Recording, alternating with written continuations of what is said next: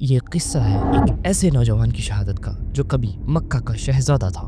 ان کی خوشبو، لباس، یہاں تک کہ ان کے جوتے بھی یمن سے آتے تھے، لیکن احد کے میدان میں اسلام کا پرچم بلند رکھنے کے لیے اپنی جان کی بھی پرواہ نہ کی۔ وہ تھے مصعب بن عمیر۔ 3 ہجری جنگ احد کے دن مسلمانوں کی تعداد تقریباً 700 تھی اور دشمن کی تعداد 3000۔ رسول اللہ صلی اللہ علیہ وسلم نے مسلمانوں کو میدان جنگ کے لیے تیار کیا۔ 50 تیر اندازوں کو ایک پہاڑ پر مقرر کیا اور سختی سے حکم دیا کہ اگر تم دیکھو کہ ہمیں پرندے اچک رہے ہیں تو بھی اپنی جگہ نہ چھوڑنا، اور اگر تم دیکھو کہ ہم نے قوم کو شکست دے دی ہے اور انہیں کچل دیا ہے تو بھی اپنی جگہ نہ چھوڑنا، یہاں تک کہ میں بلاوا نہ بھیجوں۔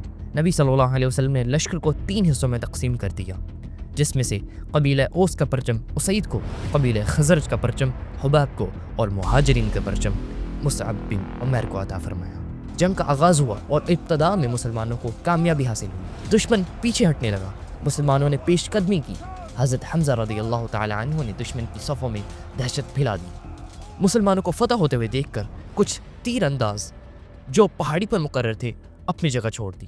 حضرت خالد بن ولید جو ابھی مسلمان نہیں ہوئے تھے، پہاڑی کو تیر اندازوں سے خالی دیکھ کر مسلمانوں پر پیچھے سے حملہ کر دیا، جس کے نتیجے میں مسلمانوں کے صفوں میں افراتفری پھیل گئی، اور اسی افراتفری میں مصعب بن عمیر جن کے ہاتھ میں مہاجرین کا جھنڈا تھا اونچی آواز سے پکارنے لگے، تقدموا یا اصحاب محمد، آگے بڑھو اے محمد کے ساتھیوں۔ دشمن نے انہیں پہچان لیا۔ ابن قمیہ ایک طاقتور سپاہی سیدھا ان کی طرف دوڑا اور مصعب بن عمیر پر حملہ کر دیا۔ پہلے حملے میں دایاں بازو کٹ گیا، لیکن مصعب بن عمیر نے اسلام کا جھنڈا گرنے نہیں دیا بلکہ اپنے بائیں بازو سے پکڑ لیا۔ لڑتے لڑتے ان کا بایاں بازو بھی کٹ گیا اور اس کے بعد انہوں نے جھنڈے پر گھٹنے ٹیک کر اسے سینے اور گردن کے سہارے لہرائے رکھا۔ آخرکار دشمن نے آخری وار کیا اور مصعب بن عمیر کو شہید کر دیا۔ پرچم اب بھی ان کے سینے کے ساتھ قائم تھا۔